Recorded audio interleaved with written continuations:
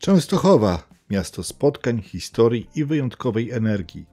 To miejsce, gdzie duchowość łączy się z nowoczesnością, a każdy gość znajdzie coś dla siebie. Czy to szukasz chwili refleksji, fascynuje cię lokalna kultura, czy po prostu chcesz odkrywać nieznane zakątki miasta? Otwórz się na inspirację i zobacz, jak Częstochowa zaprasza do wspólnego odkrywania swojego wyjątkowego charakteru.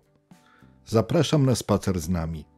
Witajcie w Częstochowie, mieście pełnym historii, duchowości i niepowtarzalnego klimatu. Rozpoczynamy naszą wędrówkę od dworca kolejowego, który stanowi ważne centrum komunikacyjne i symbol gościnności miasta. Stoimy przed głównym dworcem kolejowym w Częstochowie, jednym z najważniejszych węzłów komunikacyjnych w regionie śląskim. Odwracając się od peronów, spoglądamy na charakterystyczne kamienice stojące naprzeciwko dworca kolejowego. Niektóre te budynki powstały tu już w XIX wieku i później, w okresie gdy Częstochowa intensywnie się rozwijała jako ważny ośrodek przemysłowy. Najbliżej nas jest zbudowany w 1860 roku budynek ekspedycji drogi żelaznej. Obecnie jest w nim galeria sztuki. Docieramy do centrum przesiadkowego. Zostało ono otwarte 26 stycznia 2021 roku. Stanowi ono ważny punkt integrujący miejską i podmiejską komunikację publiczną. Obiekt cechuje się nowoczesną architekturą i przestronnym, przejrzystym układem.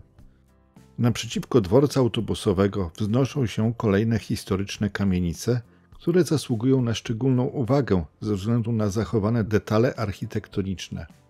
Te budynki wyróżniają się bardziej wyrafinowanym wystrojem. Zwracają uwagę ozdobne gzymsy, medaliony z reliefami, dekoracyjne obramowania okien oraz bogato zdobione portale wejściowe. Architektura ta reprezentuje styl eklektyczny, typowy dla miast przemysłowych tego okresu. I jeszcze budynek hotelu Polonia z 1850 roku. W hotelu zatrzymywały się znane osoby, które odwiedzały Częstochowę, pisarze, politycy, artyści, m.in. Henryk Sienkiewicz, Tadeusz Boj-Żeleński, Stefan Żeromski, Wacław Sieroszewski, Ignacy Paderewski, Józef Haller, Ferdynand Foch, Edward Rydz-Śmigły, Jan Kiepura. A w latach 20. XX wieku zamieszkiwali tam ukraińscy członkowie rządu Symona Petlury. Obecnie hotel jest nieczynny. Tymczasem skręciliśmy w prawo w ulicę Katedralną. W XIX wieku rozpoczęła się zabudowa kamienicowa tej ulicy i przy niej powstały eleganckie mieszczańskie kamienice z ozdobnymi fasadami. To właśnie dbałość o detale architektoniczne sprawia, że ulica Katedralna do dziś zachowuje swój niepowtarzalny, historyczny klimat. Za chwilę zobaczymy bazylikę konkatedralną Świętej Rodziny. Monumentalna, majestatycznie wznosząca się nad miastem. Taka właśnie jest ta bazylika. Z zewnątrz bazylika zachwyca strzelistością dwóch wież zwieńczonych ostrosłupowymi hełmami, które osiągają wysokość aż ponad 80 metrów. Ich smukłe sylwetki widać z daleka, kierując wzrok każdego turysty i pielgrzyma na fasadę. W centralnej części fasady znajduje się wejście z bogato zdobionym portalem, na który prowadzą szerokie schody. Cały budynek został wymurowany z charakterystycznej czerwonej cegły, uzupełnionej o detale wykonane z jasnego kamienia, co nadaje mu solidności i wyrazistego neogotyckiego klimatu. Niektóre elementy wnętrza wykończone są granitem skandynawskim, pochodzącym z rozebranego pod Jasną Górą pomnika cara Aleksandra II. Okna i rozety kościoła zdobione są witrażami związanymi tematycznie m.in. z ważniejszymi wydarzeniami w dziejach narodu. W centralnej części bazyliki znajduje się główny ołtarz w formie tryptyku z rzeźbami obrazującymi życie Świętej Rodziny, wykonanymi z drewna lipowego.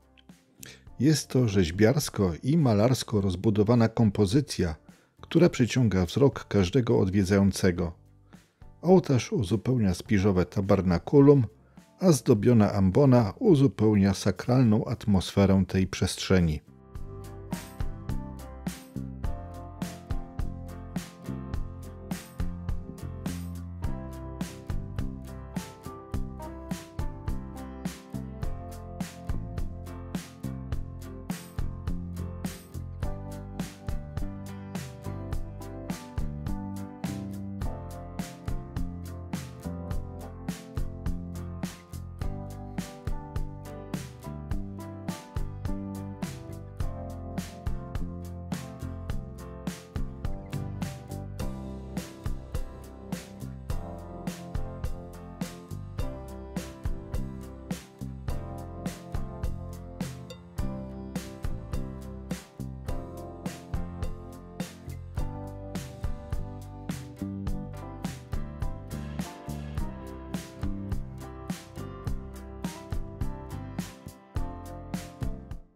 Na uwagę zasługują również rzeźby dębowe apostołów i ewangelistów rozmieszczone na filarach nawy głównej.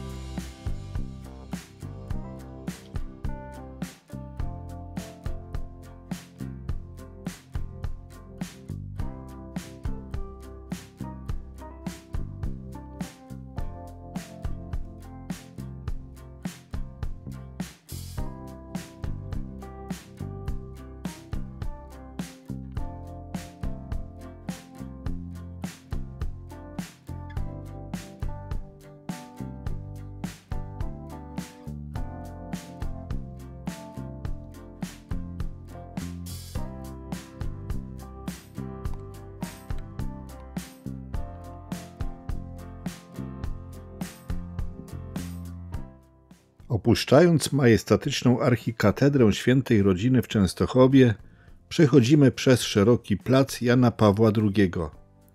Odchodzimy w kierunku ulicy Strażackiej. Na końcu ulicy Strażackiej stoi pomnik pamięci Żydów częstochowian, upamiętniający wywiezienie mieszkańców getta w Częstochowie w transportach do obozu zagłady w Treblince. Przechodzimy na ulicę Graniczną. Spacerując ulicą Graniczną, trafimy na charakterystyczną zabudowę. Domy murowane, często skromniejsze od tych frontowych przy rynku, przy ulicy Mirowskiej, ale posiadające własny, niepowtarzalny klimat. Jest to jednocześnie ulica pełna tajemnic, świadek historycznych przemian, pożarów, odbudów i zmian urbanistycznych. Do dziś można tu wyczuć atmosferę dawnej Częstochowy, z czasów, gdy Stary Rynek był centrum wszystkiego, a boczne uliczki żyły swoim rytmem.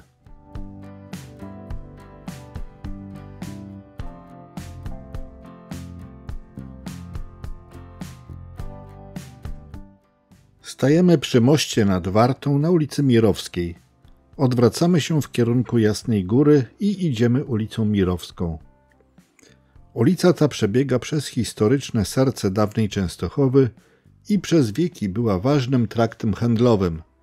To właśnie tutaj, na styku Mirowskiej, Nadrzecznej i Starego Rynku, spotykały się różne kultury i religie, o czym przypominają już dzisiaj tylko nieliczne zachowane budynki i pomniki.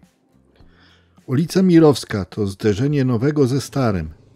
Widzimy tu efektowne, odnowione kamienice oraz domy zachowane w oryginalnej formie. Spacerując ulicą Mirowską, można poczuć ducha historii i odkrywać uroki codziennej miejskiej rzeczywistości.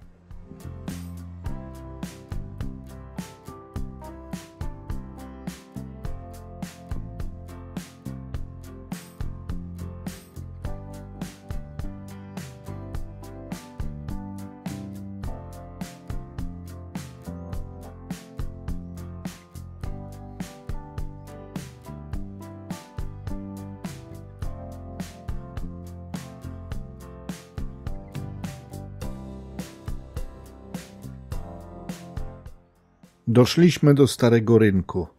Od razu rzuca się w oczy tajemniczy, nowoczesny szklany pawilon. Ten obiekt chroni i eksponuje pozostałości XVI-wiecznego ratusza. Połączenie historycznych murów z lekką szklaną konstrukcją robi ogromne wrażenie. To miejsce, gdzie można dosłownie spojrzeć w głąb przeszłości miasta. Schody prowadzące do pawilonu muzeum mogą dodatkowo pełnić funkcję amfiteatru dla kameralnych imprez. W pawilonie funkcjonuje Muzeum Częstochowskie z ekspozycją odkrytych piwnic i przedmiotów związanych z dawną Częstochową. To nie tylko gratka dla miłośników historii, ale także idealny przystanek dla turystów poszukujących niebanalnych miejsc. Nieodłącznym elementem nowego wizerunku rynku są niezwykłe, unoszące się w powietrzu, balansujące rzeźby. Figury tworzą teatralny spektakl zatytułowany Teatrum Igorce Częstocha. Figury wydają się przeczyć grawitacji, lewitując nad głowami spacerowiczów i tworząc widowiskową galerię pod gołym niebem. Każda z rzeźb opowiada własną cichą historię, nawiązując do dawnych zajęć, lokalnych legend czy rzeczywistych zdarzeń. Otaczające rynek kamienice, zwłaszcza w jego wschodniej i północnej pierzei, to świadkowie dawnych czasów. Wśród nich zachowały się domy pełne klimatu, z pięknymi fasadami oraz lokalami handlowymi i usługowymi. Na płycie Starego Rynku znajduje się efektowna, nowoczesna fontanna, której iluminacja wieczorami zamienia to miejsce w prawdziwą miejską scenę. Wokół rozmieszczono miejsca dla odpoczynku i rekreacji.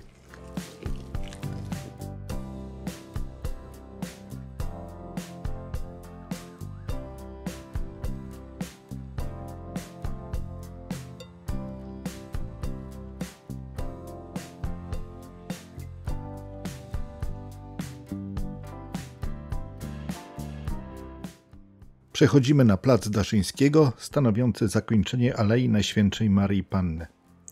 Jeśli wcześniej było się na Jasnej Górze i patrzyło wzdłuż Alei Najświętszej Maryi Panny, to na jej zakończeniu jest widoczny jasny budynek. Ten budynek to kościół świętego Zygmunta, który właśnie widzimy. Odwracamy się w stronę Jasnej Góry i widzimy pomnik papieża Jana Pawła II oraz związany z tym pomnikiem krzyż.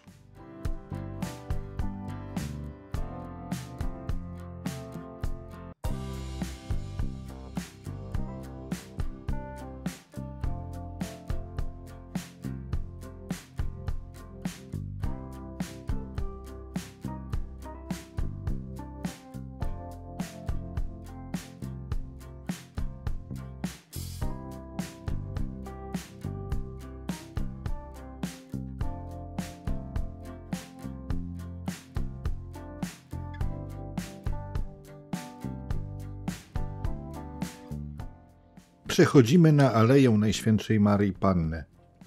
Podobnie jak z Jasnej Góry widać zarys kościoła świętego Zygmunta, tak i w drugą stronę widać Jasną Górę z jej wieżą.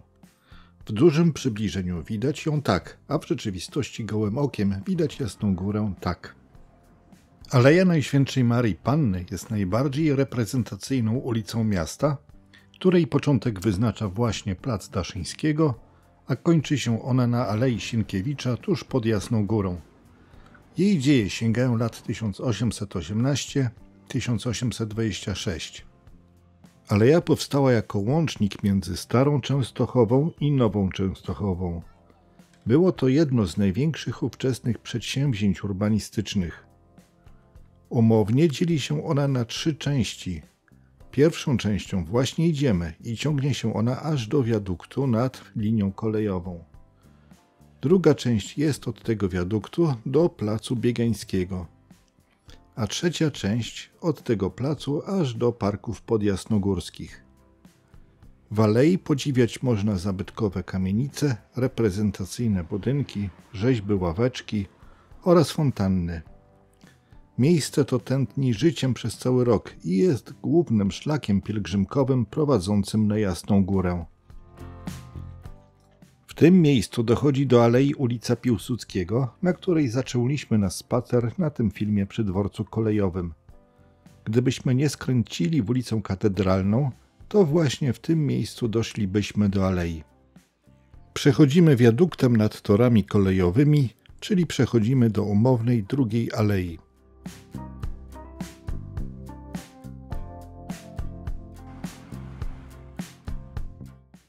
Jedna z rzeźb ławeczek do zrobienia sobie zdjęcia. Tutaj siedzi dr Władysław Biegański.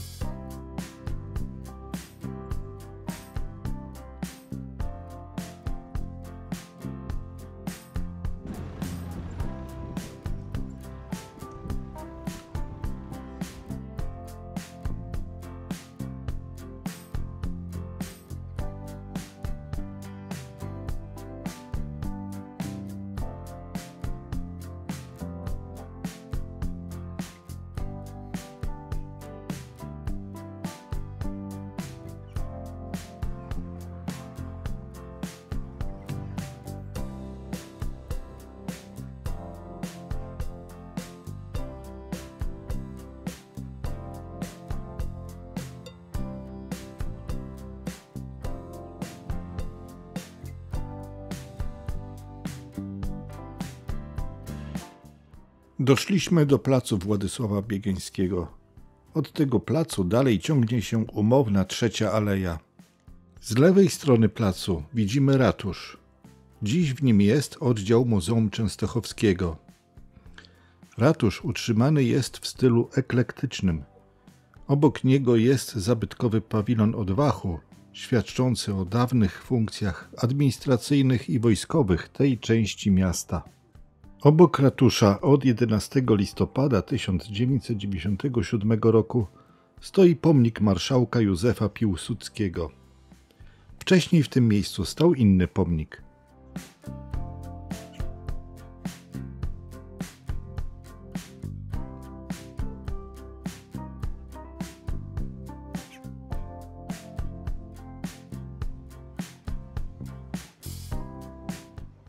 Z lewej strony placu widzimy kościół świętego Jakuba Apostoła. Pierwotnie od XVI wieku stał tu kościół pod tym samym wezwaniem, jednak po powstaniu styczniowym został on rozebrany przez władze rosyjskie. Na jego miejscu w 1872 roku wzniesiono prawosławną cerkiew pod wezwaniem świętych Cyryla i Metodego. W 1918 roku zamieniono ją na kościół rzymskokatolicki z przywróconym pierwotnym wezwaniem świętego Jakuba. Jest to kościół w stylu rusko-bizantyjskim. Usunięcie w 1948 roku cebulastych hełmów nie wpłynęło na zmianę stylu całego budynku.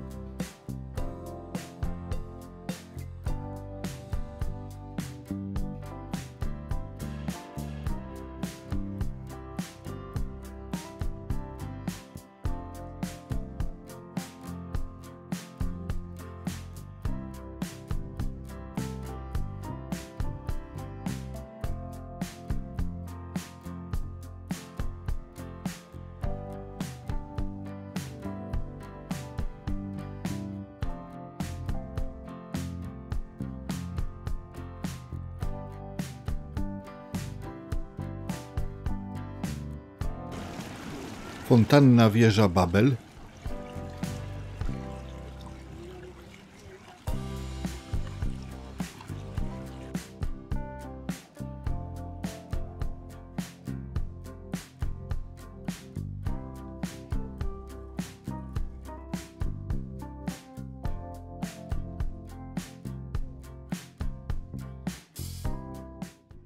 Mijamy budynek 4. Liceum Ogólnokształcącego, najstarszej szkoły w Częstochowie. Budowę budynku rozpoczęto w 1859 roku i już w 1862 roku wprowadziły się do niego siostry Mariawitki, a następnie rozpoczęła w nim działalność szkoła dla dziewcząt. Nie istniała ona długo, gdyż nastąpiła kasata zakonu Mariawitek i od 1865 roku do tego budynku przeniesiono inną szkołę. Obecnie w budynku jest liceum ogólnokształcące.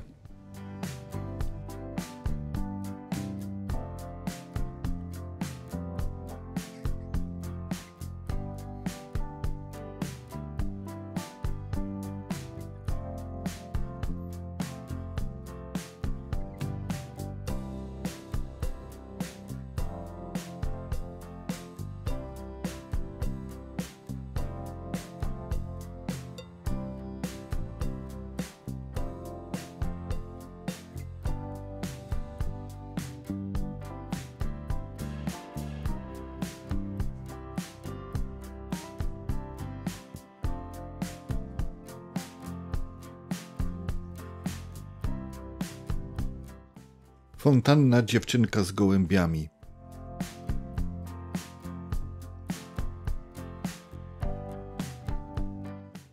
Zachęcam do subskrypcji tego kanału i wciśnięcia łapki w górę na tym filmie.